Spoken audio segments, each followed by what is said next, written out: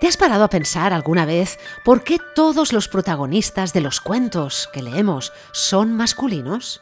Sí, tenemos un anciano, un príncipe, un sabio, un discípulo, un padre y su hijo. Todo protagonizado por el género masculino.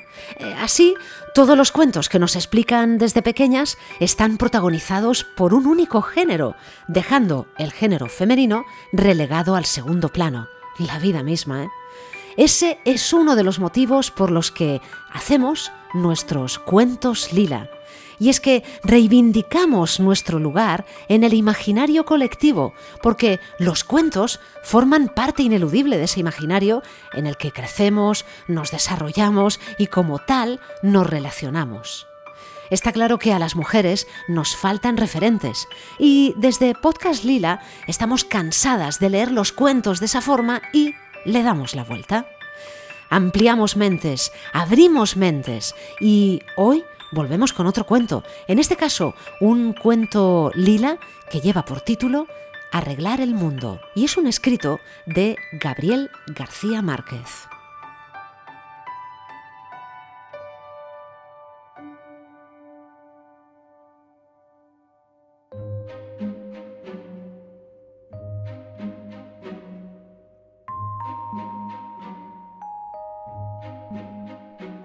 Esta es la historia de una científica que vivía realmente preocupada con los problemas del mundo y estaba dispuesta a encontrar los medios para aminorarlos. Pasaba días y días en su laboratorio en busca de respuesta a todas sus dudas. Un día, su hija pequeña de 6 años invadió su santuario, decidida por eso a ayudarla a trabajar. La científica, por eso, nerviosa con esa interrupción, le pidió a su pequeña que fuese a jugar a otro lado, por favor, que se fuera de ahí.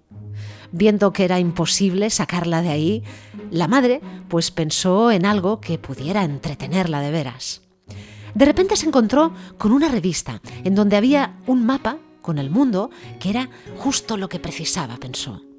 Con unas tijeras recortó ese mapa en varios pedazos y junto con un rollo de cinta se lo entregó a su pequeña diciendo: «Como te gustan los rompecabezas, te voy a dar el mundo todo roto para que lo repares sin la ayuda de nadie».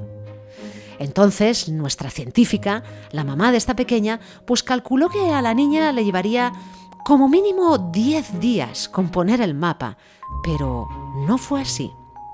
Pasadas tan solo unas horas, escuchó de nuevo la voz de su pequeña que la llamaba de forma calmada. «¡Mamá! ¡Mamá! ¡Ya hice todo! ¡Conseguí terminarlo!». Al principio, la madre no creyó en lo que le decía su pequeña. Pensó que sería imposible que a su edad hubiese conseguido ya componer un mapa que jamás había visto antes. De forma desconfiada, la científica levantó la vista de sus anotaciones con la certeza, pues, de que vería el trabajo digno de una niña, ¿no?, de su edad de 6 años. Para su sorpresa, el mapa estaba completo. Todos los pedazos habían sido colocados en sus debidos lugares. Pero, ¿cómo era eso posible? ¿Cómo la pequeña había sido capaz de arreglarlo? «Hijita, tú no sabías cómo era el mundo. ¿Cómo lo lograste tan rápido?».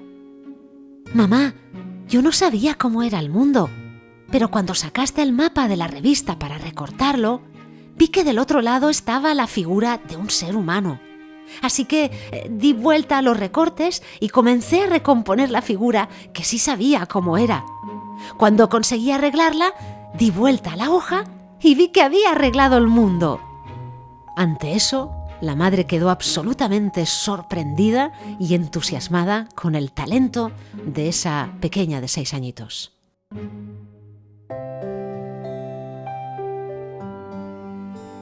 Una historia realmente genial que te hace pensar que si cambiamos nosotras, el mundo también cambia. Y si nos arreglamos, el mundo se arregla. Y por otro lado, claramente, invita a la acción, a dar la vuelta a las cosas y conseguir así nuestros propósitos. Otro de nuestros cuentos lila.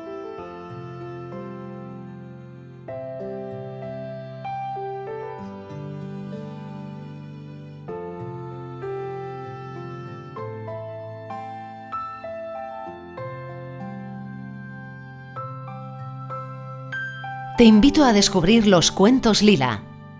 Cuentos para abrir tu mente y reflexionar. Con Marta Palencia Leffler.